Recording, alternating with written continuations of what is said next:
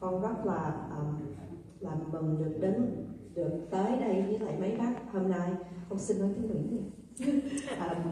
Bữa nay, today we gather to honor President Jimmy Carter and President Carter's compassion and unwavering commitment to human rights touched so many of our lives. Giống như bác Trai kể hồi nãy. In 1980, my parents and I were also both refugees. My mom was about 27 in her late 20s. My dad was in his early 30s, and I was 6 months old.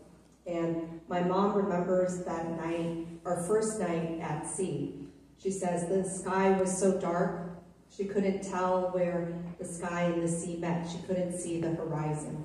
She didn't know when she would ever be able to say mea and talk to her own mea, my mamai, ever again.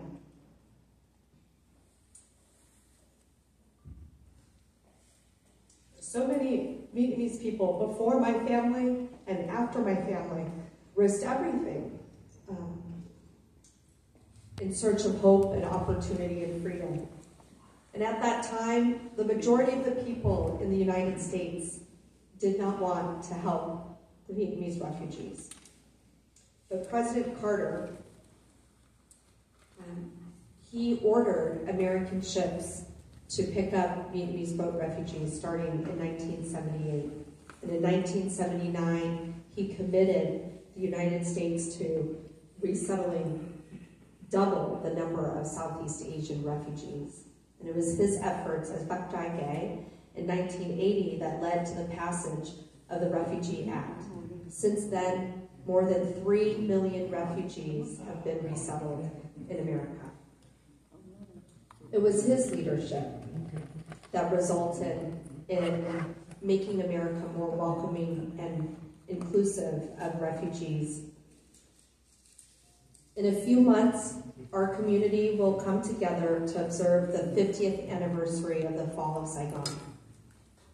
And as we reflect on that tumultuous time, on the heartache and the sorrow that our families have endured, and also on the triumphs and the successes that we as a community have contributed, I think it is a time for us to give thanks to those who showed courage to welcome us.